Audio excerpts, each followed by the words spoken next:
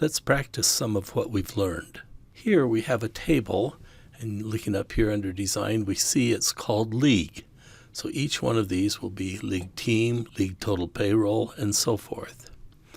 I have also, Control-Shift down, named each one of these columns so you have three ways of referencing any array of data: by the table name, by the name we gave that column, and also by the cells themselves.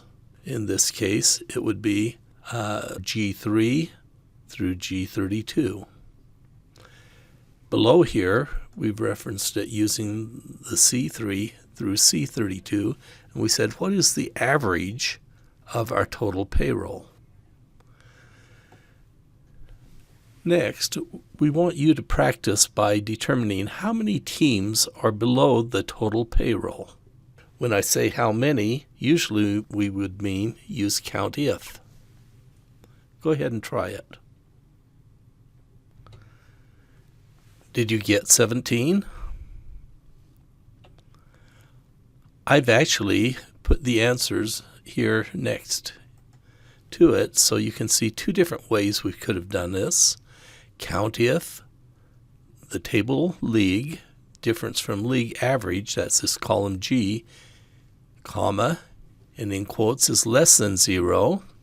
Another way we could have done it is COUNTIF league total payroll, comma, is less than, and then concatenate that string with an ampersand to whatever is in C34. That would be the value shown would be a string. Of course, there are other ways we could have written this as well. Let me just copy one of these through the equal sign, and we'll just paste it here and enter, and we have 17. Let's go on to changing criteria. What is the sum of the total payroll of teams that are above average or below average? Here we'll put the criteria. So here I'll put in greater than.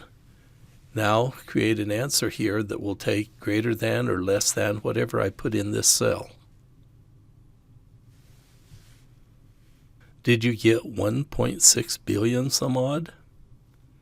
Let's take a look at the underlying formula. Notice I've highlighted them here. Okay, so we can say sum if the league total payroll, and notice we put in C47, the greater than, and concatenated that string with what's in C34. And that works. We could have also used this one and just looked at what's in G. Let's make sure that our greater than we can change to a less than, equal, and now we find the total of all those that are less than the average. That's still quite a large number. Counting text. How many teams have the letter A anywhere in their name? Again, we'll use a COUNTIF. Go ahead and try that out. You should have gotten the answer 27. Notice I put it in the cell D52, and we COUNTIF the league team, and then in quotes, asterisk, that means any number of characters before, A, it can be a capital or small, it doesn't matter, and another asterisk.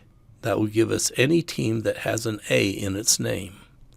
Try those whose names begin with C.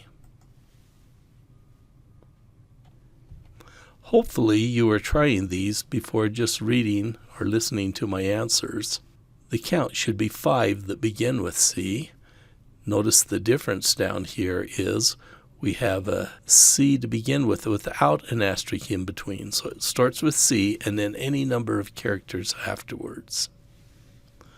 This is a little bit tougher one down here. You may want to try it just to see if you can do that. That would be a challenge. Did you get the answer? 206,333,389? I have the formula down here. The main thing I want you to do is understand the formula. We say sum if, and what we're summing is league team payroll. If it's greater than, in string, concatenated with the average of league payroll plus the standard deviation of league payroll times 3. That all comes together as a string, and we can see that the amount here actually just represents one team. If we look through here, that's the New York Yankees. They're the only one who are 3 standard deviations above the average.